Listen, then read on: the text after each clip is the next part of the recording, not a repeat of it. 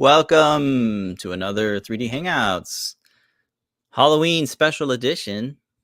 Hello, everybody. I'm Noah Ruiz, designer here at Adafruit. Joining me every week is Spooky Pedro. Good morning, everybody. Pedro's Protect here at Adafruit. Every week, we're here to share 3D printed projects featuring electronics from Adafruit. That's right. This is the show where we combine spooky electronics and DIY 3D printing to make inspirational projects. I think I butchered that. But hello, everybody. Welcome to this very spooky episode of 3D Hangouts. It is episode 459, and it is October 30th, 2024. One day before Halloween. Woo! We're hanging out in the Adafruit Discord server. If you'd like to say hello, toss us a Halloween spooky meme, GIF, all is good. We'll take a couple moments to let folks come in. We are streaming on all the networks: Facebook, LinkedIn, YouTube, Twitch, X. And yeah, we have a fun, spooky project. The last one of the year, just in time for Halloween. And we're spooky. I'm spooked out. It's been Halloween over here for the past 2 months. You're done with Halloween. And we got all the Christmas stuff ready. Yeah, November 1st is the day. All the ornaments in the parking lot at Disney, they're ready for overnight transformation. That's funny. Yeah, they're on standby with their jingle bells.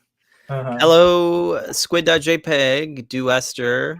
They're hanging out in the Adafruit Discord server. The URL for that is discord.gg/Adafruit. Take a moment here to talk about the free spooky deals going on at Adafruit. Adafruit.com/free. You can find out all the different freebies that you can get. For folks that order $99 or more, they're going to get a free PCB coaster with a golden Adafruit logo. If your order is $149 or more, you'll get the PCB coaster plus an Adafruit KB2040. If your order is $199 or more, you'll get free UPS ground shipping, the KB2040, and the PCB coaster, all for free. And at the top tier at $299, you'll get a Circuit Playground Express. All of these get automatically added to your cart. And then if you want, use our coupon code at checkout, MOTORBAT. We'll get you 10% off your order. All one word, all lowercase, MOTORBAT, 10% off. Woo! Spooky transition. Hosting all the socials we are on. I think I already said it. The Twitch, LinkedIn. That's right. Periscope. They're all working. They're all working. Facebook? Which is, yeah, Facebook is working. Isn't that crazy? I didn't even check. I have a tab open. It's working. So hit us up in any of those channels if you're watching from there, and we'll say hi, questions, all that and more. There we are. I see ourselves. Yep. We have a fun, spooky themed Timelapse Tuesday. I have a project that I think will work for every holiday or event. We'll talk about that during the prototype segments. All the light up stuff, yeah. All the light up stuff. But for now, Pedro's got this year's last spooky Halloween project. Woo! Yeah, let's go ahead and jump into this last spooky season holiday project of the year. It's this cool bat, motorized motion bat. So we got the proximity sensor on here. So when it senses an object, your hand will do the exact same thing that the jack-o'-lantern did over there, which will get this little bat on a wire to do its little fluttering, and then play a little sound effect. We've got a music in the background, and then just like the jack-o'-lantern, based on what the distance is, it'll play different bat sounds. So it'll do its little flapping, and then at a different distance, it'll start doing the echolocation sound. So the further you are, it'll do the little clicking, and then the closer you are, it'll do more of a more bat flapping. And then as a background, you can kind of hear the Halloween music. Yep. If it senses nothing, it'll rest for a little bit. So this is inspired by those little fluttering butterflies. Really cut off the wings and add little bat wings. but it's just a DC motor. We wanted to make it, give it a little bit of smarts with a RP2040 Feather PropMaker and the distance sensor, so it can detect when something is close. So this will be perfect for Halloween when you put your candy dish out and the kids go out to reach for the candy. Get a little spook of that coming in there. Yep, And it's all done in CircuitPython. So you have all sorts of parameters you can change in the top of the code. So you can change the motor delays. You can change the distances all the way up to 400 centimeters.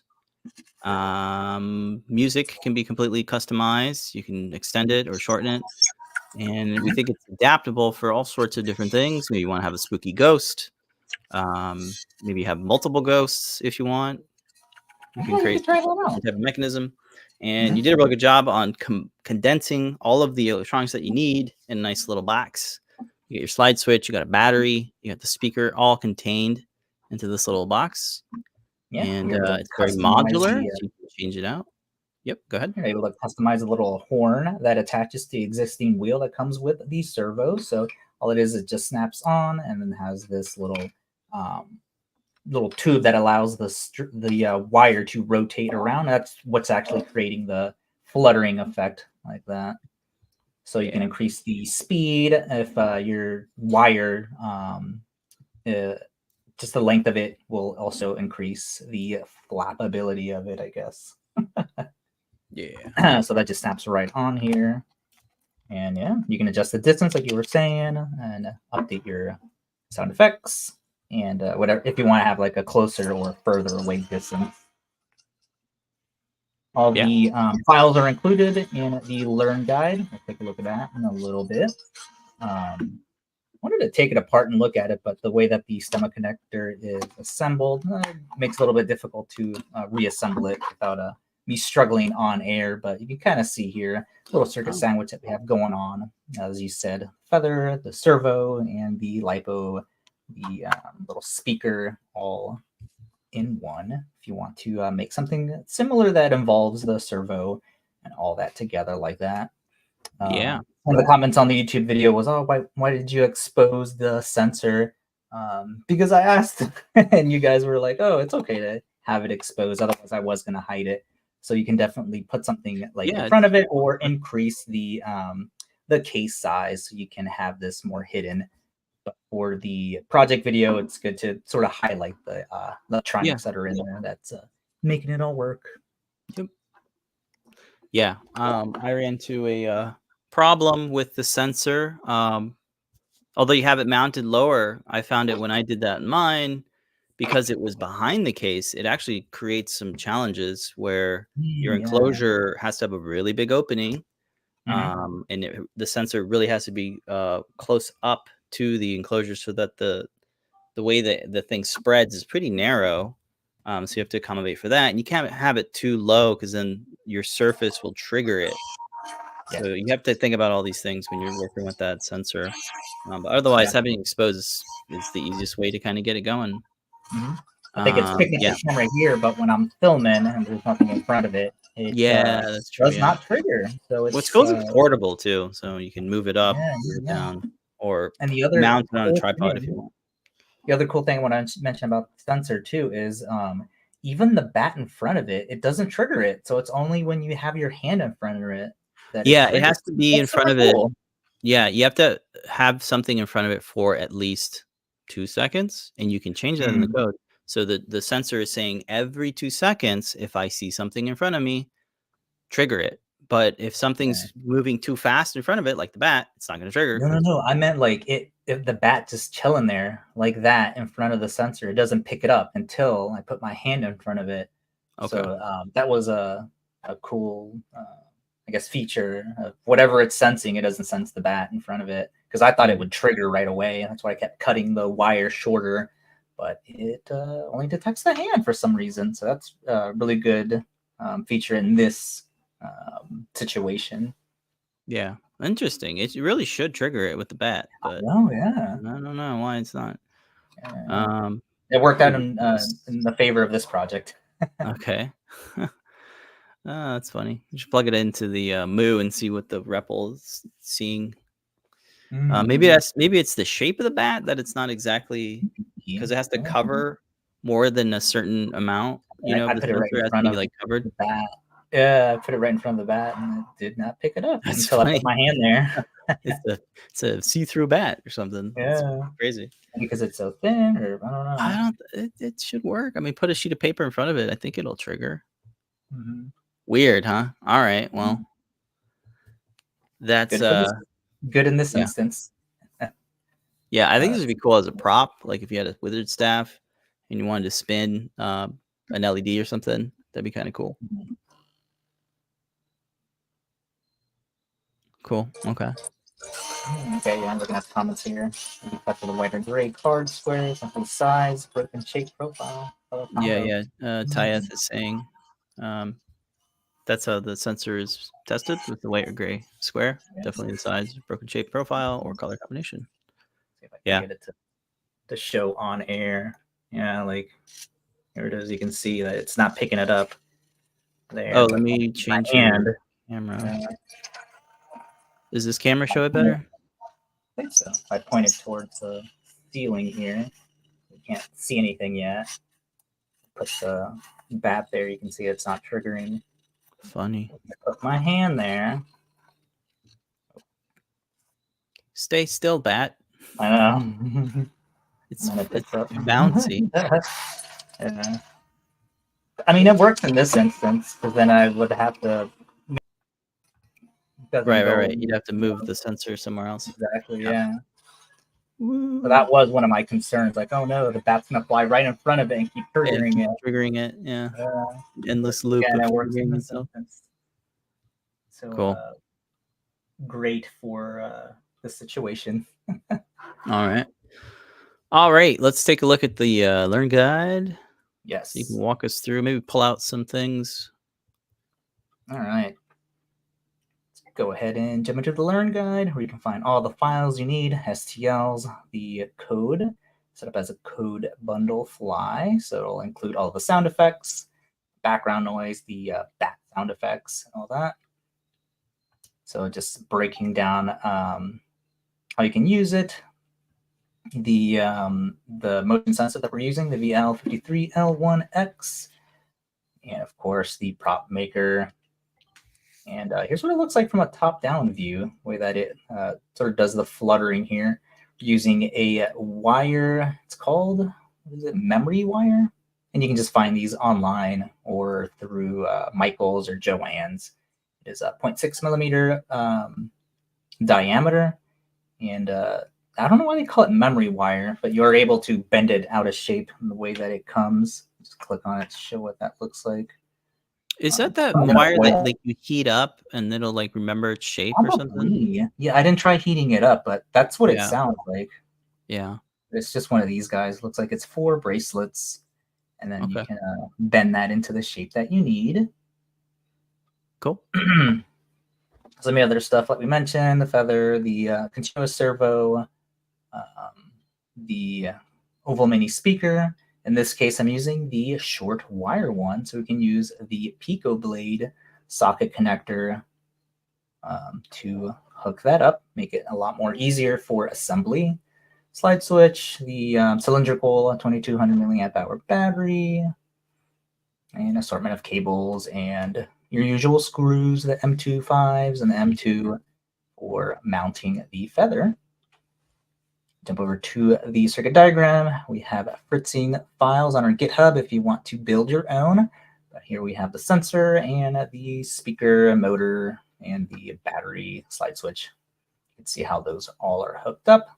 A little breakdown of what port or a terminal block those are connected to. Let's see.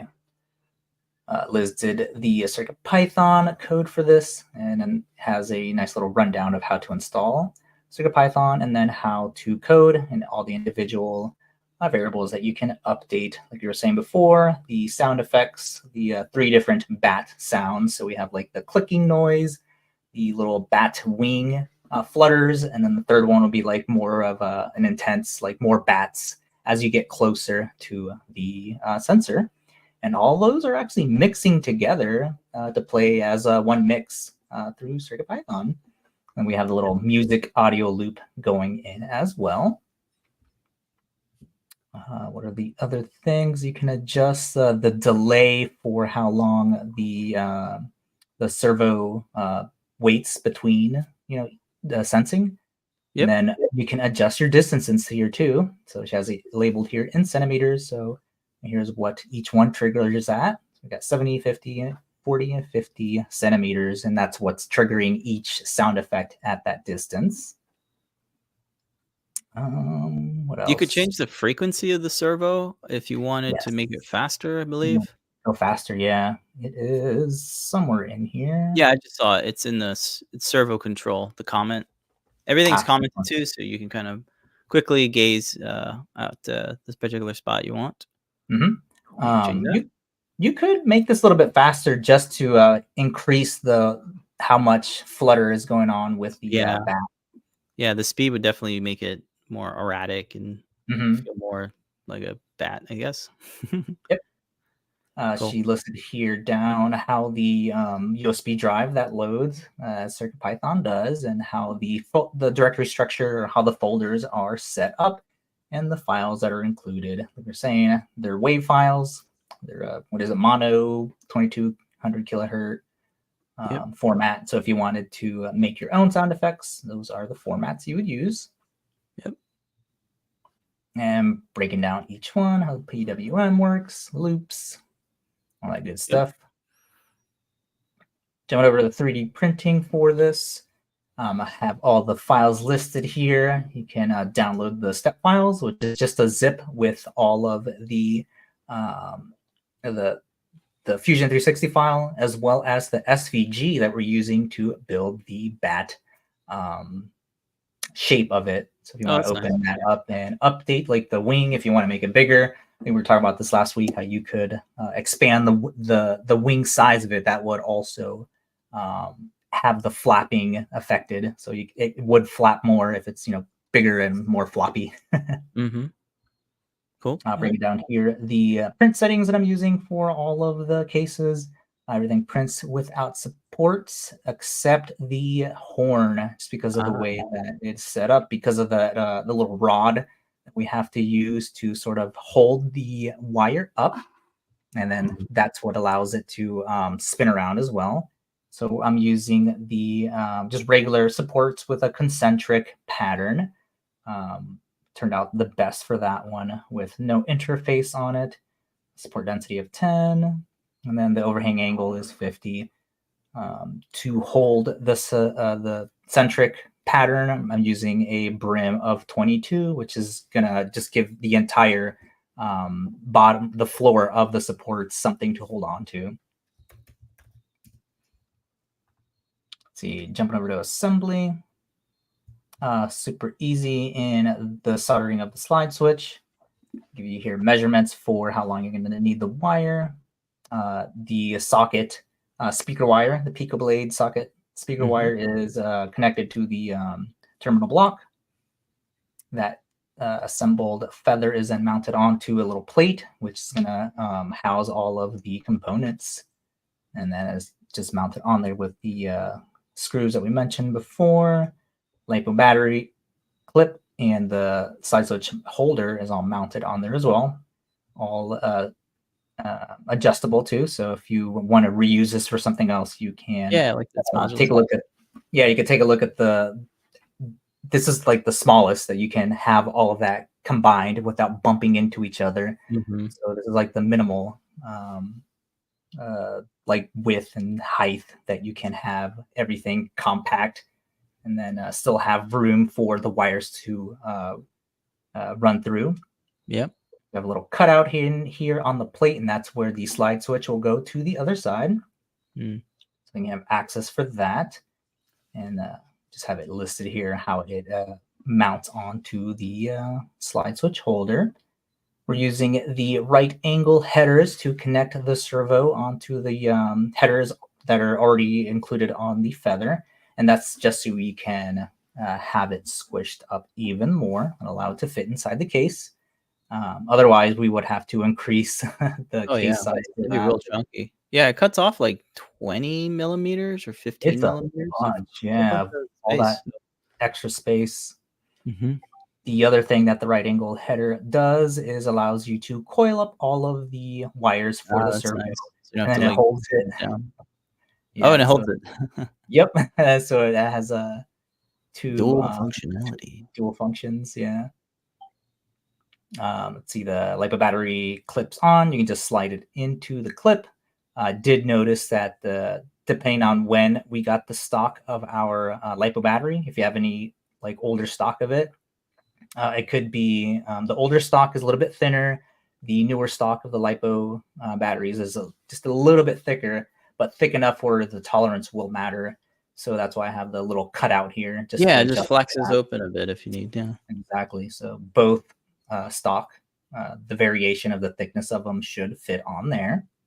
Good. Slides in. You slide it in so that the wire is taut, so that it doesn't flop around, and you can just place it over the side of the plate. Let's see, once that is all assembled, you can press fit the oval speaker into a little cavity after you attach it to the Pico socket wire. Just press fits in there like that. And the tolerances should fit with all the stocks. I just got I got more, so make sure that we don't have any differences in any of the suppliers for the use. Oh yeah, it's consistent. Good. Yep.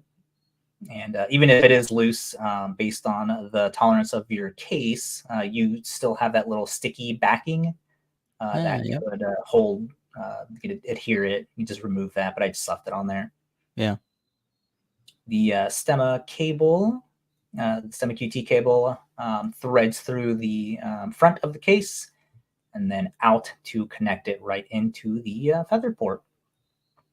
That all, there's like a railing inside the case that I should have gotten more close-up photos of it. That's what keeps the plate. There is a railing. Yeah, so we got these rails on the inside that you can align the plate up into, and it'll just slide in so it doesn't move back and forth. Yep. I got that going on for it. So a bunch of little geometry details that help to hold the plate. And then the sensor gets mounted with the M2 5 by 6 millimeter long screws. I don't know why I'm looking at the You're plugging it in there, yeah. Yep, just plugs in. Moving on to assembly of the bat. Like we were saying before, the memory wire that we're using, the servo wheel, and then the little attachment that just press fits into the wheel, and the bat itself. So we're going to want to bend that into place. And I did list it there. If you want it to be a little bit more hidden, you can spray paint this. So it's like a darker color. I'm using the Rust-Oleum. I think it was like a brown color to sort of hide that.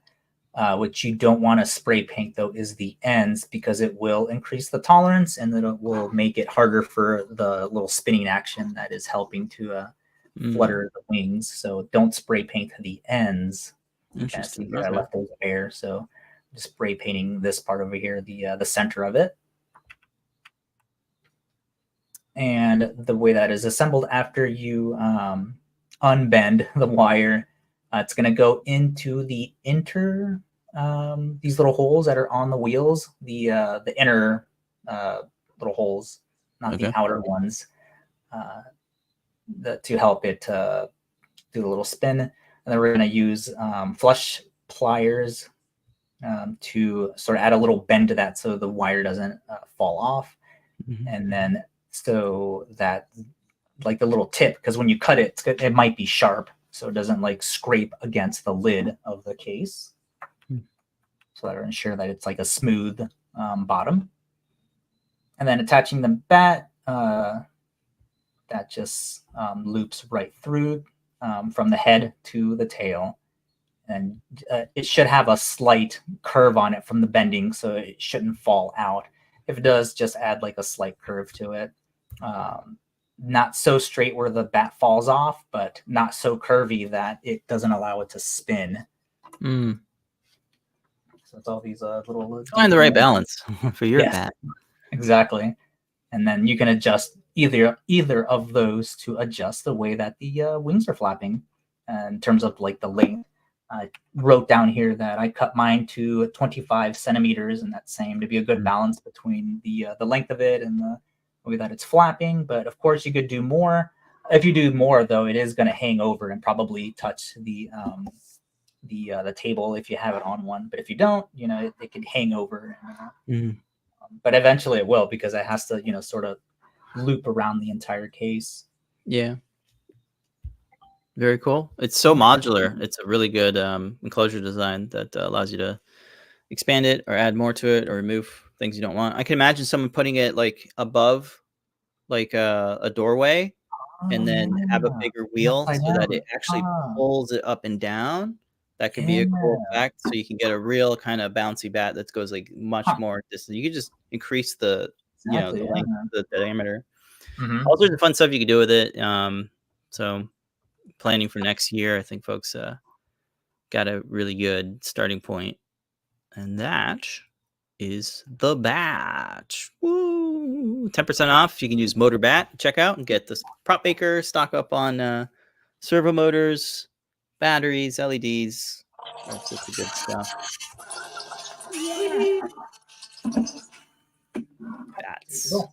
Bats all the way down. Very, very cool. So that's this week's project, the last Halloween project of the year. I'm going to jump right into Christmas. Yeah. All right. We got a cool gift from Yanni School. Check out this bat. It's like comes out of the pumpkin mouth. That's really dope.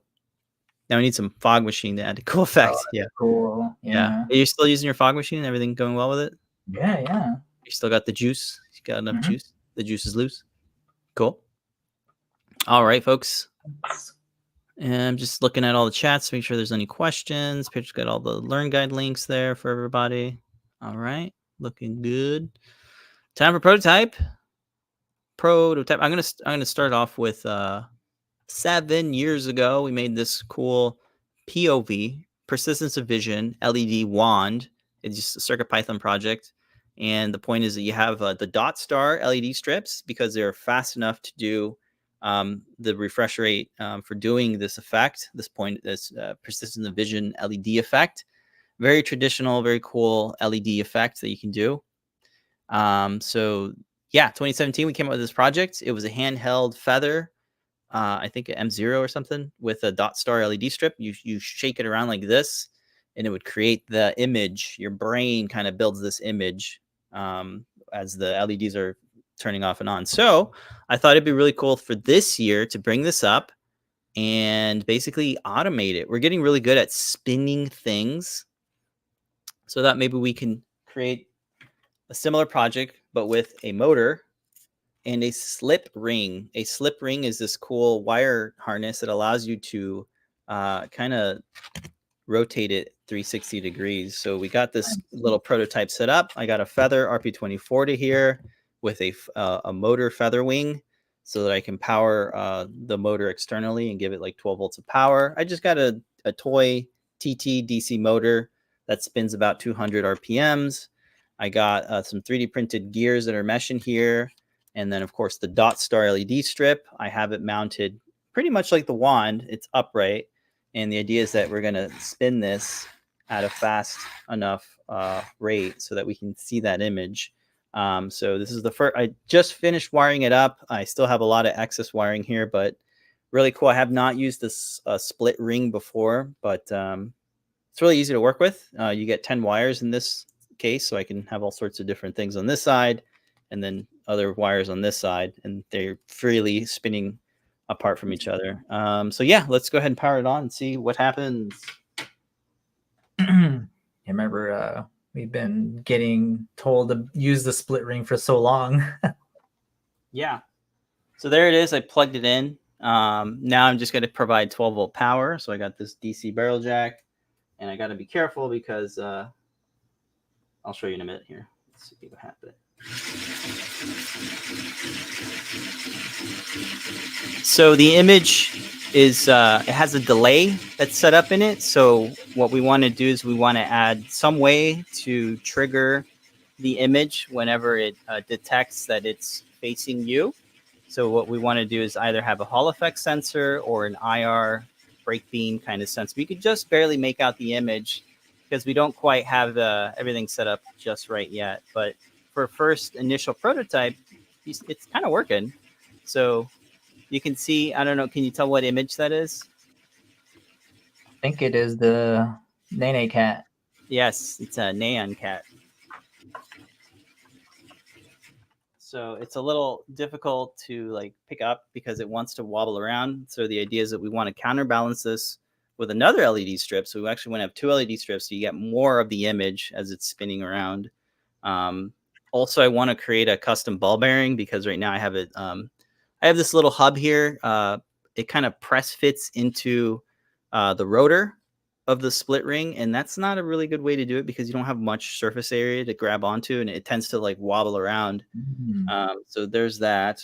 I need to clean up the wiring because it's too long right now. I didn't know exactly how long I wanted this thing to come out, so it's modular so that I can have this arm extend out more so you can get more of a pan here.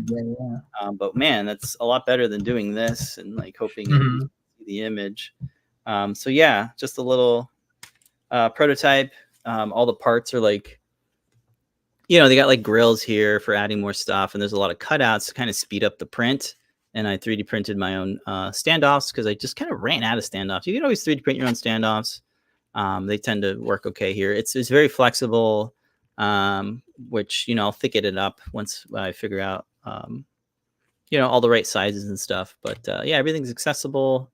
It's on a FeatherWing doubler, so I can add the so I don't have to stack this giant thing of controllers. But it's really easy to get a motor powered and running with the motor FeatherWing. So that's what I got going on. We'll have some cool imagery, maybe a menorah, a Christmas tree, a ball, you know, a countdown. Maybe we can do animated bitmaps. That would be really cool.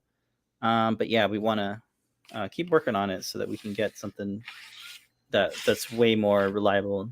But yeah, I think that's a good spot, and that's what we're working on. It's a project way back in 2017. Let's take a look at the Learn Guide here. It's all done in CircuitPython. Here you can see we have a little Blinka. It was very difficult to photograph as well. We got a little is it Samus? Samus, I think is his name. You can do a bunch of cool effects, and the code is scalable, so you can have like a really big LED strip. But yeah, it's using a DotStar strip. Look, there's a little baby Gavin when he was a baby. Yeah. We got these cool Koopa Troopers. Yeah, it was a cool little project. But again, you really have to manually move it around. Here it is in front of the Christmas tree. You can do this kind of cool long exposure photography with it. But I think with the display or with the motor just constantly going like that, you'll be able to get much better photos of it. And you kind of make it out in the webcam if you have a low shutter speed. But yeah, kind of a cool, look at this. It's a nice kind of stop motion animation of the skull. So imagine it like that, but nicely, you know, rotating and still. Yeah, it's a cool idea. I think we should give it a go and keep working on it. But yeah, that is the CircuitPython POV LED display. Super cool. Yeah, inspired by the it's like a star shape that like spins around and does like I saw Odd J. He had this staff at Maker Faire. There you go. Spinning around. It was that cube. I think he called it the Melty Cube or something. I was like, oh, that could be cool for our CircuitPython painter if we could put that on a motor somehow. And then I remembered that the split ring, look at those.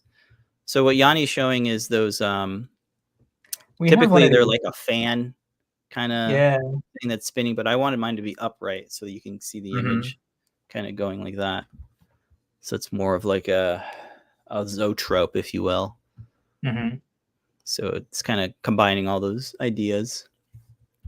Yeah, very cool. And for folks that are interested, you can look at all the different split rings. Did I say split rings? I meant slip ring. We have a few of them. The one I'm using is this 22 millimeter diameter. It has 12 wires, which is more than I need. But this is what I had in stock. I wanted to get the 6-wire one, but we don't have it in stock. Yeah, it gets taller as you add more wires to it. I noticed this is the one I wanted to get. It's out of stock. But yeah, you can see this little piece here. That's the rotor. It doesn't quite work well if you attach something directly to it. Of course, the flange has those 3 mounting holes, but there's no mounting holes or way to really grab onto the rotor, because I don't think the rotor is meant to be like grabbed onto. So the idea is I want to make a custom ball bearing or get a bigger ball bearing that goes around the thing, so they can attach the LED arm to that. So that's the idea. Those are the parts. Motor FeatherWing is just motor FeatherWing. There it is. It can do stepper motors as well. I mean, it's kind of overpowered for what I need, but it's so easy to get a motor going with this that I was just like, just go with that. Yeah. Yep. So that's the idea. And then some sort of IR beam, maybe this one, so that it knows when to play the image as it hits a spot. That or a Hall effect sensor. But yeah, that's the idea. We need something fast enough. It's going like 200 RPM, so I think this might be the way to do it. Either that or Hall effect sensor. But yeah, we still got a lot of work to do on it, I think. I think the other thing that you mentioned too is having an additional arm. So there's 2 of them. Oh, yep. The additional arm. That'll give you more time to see the image, and you can view the image at all angles, that sort of thing. Yeah. It's been a while since we've done a POV project. Yeah, I think it'll be pretty cool. Little desktop POV LED display with CircuitPython. There's been a couple of them, like the one for the bicycle wheels, and like the little wearable one. Yep. Oh, this Hacksmith? Yeah, it's Hacksmith. Yeah, these are cool. We're gonna go run and grab the ones that we just grabbed at the parks. Oh yeah, it's like it has the flexible PCB on the front. Looks like a little fan. Actually, that's right. The most common ones we've seen where it's on the actual fan for the kids. Yeah. Cool off. I'm sure those use a similar slip ring kind of harness. No, I think it's just mounted onto the DC motor. Okay. Yeah. Cool. Let's see. Do we have a shop talk? I don't think I have any shop talk stuff this week, so we can just go right into this week's Timelapse Tuesday. All right. We got a cat, ghost cat. This week's community makes for Timelapse Tuesday. Last Halloween decor project is this Halloween ghost cat. And it just looks like a little cat wearing a little sheet. Little cutout eyes, be a ghost. Yeah, this is great. So this was scaled up to so you could put a little tea light inside to have it do a little glow. That's all it is. It's the tea light inside. Yeah, good use of the glow in the dark filament or clear filament. Yep, just clear. Okay. Obviously looks better in the darker light. So you can have a little glowing on your decor there, or your Halloween decorations outside next to your candy bowl, if you're going that route.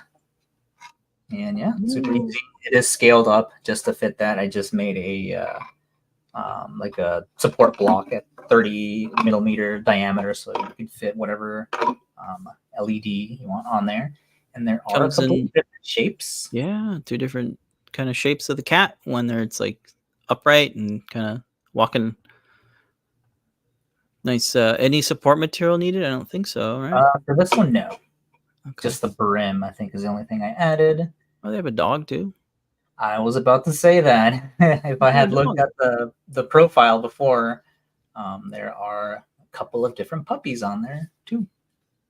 I did not look at this either. Oh, it has the Oh, holder. there's a dedicated one too. Ah. Yeah, it's all up there. That looks good. It's got the actual holder bit. Oh, they got the flickering candle. Looks really nice. That's a really cool print. If you're a cat lover, a dog lover, definitely a cool print. There's the trio of dogs down here. Looks like they won a contest. Oh, nice. And then odd plasticity is their handle on printables. There's the 3 files you can download, all STLs, and boy, golly, they got tons of community makes on there. They're inside a PC. Here we go in front of some things. Let's see if any clear filament. Oh, black looks good too. Why not? Oh yeah. Wow, there's a whole army of kittens. Yeah, super cool design. Here's the glow in the dark stuff. Nice. At this angle, it looks like the cat has like multiple limbs for some reason. A squid or something. In front of some pumpkins.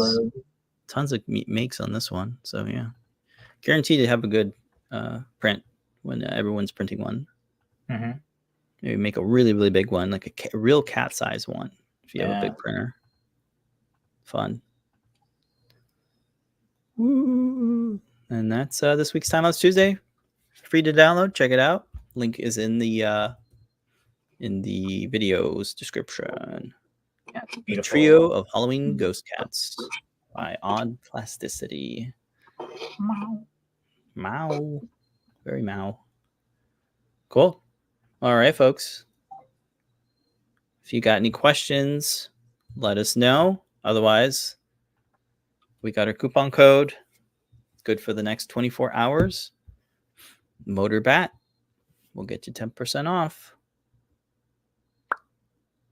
Motor Bat.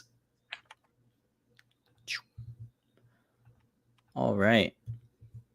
I'm not seeing any questions, so we might end the show a little early, which gives me time to keep working on this here POV display. Which is going to, I guess, be a kind of end of the year holiday project. So we can display whatever image we want, whatever bitmap. Get birthday, put birthday cake on there. Oh, yeah. Why not?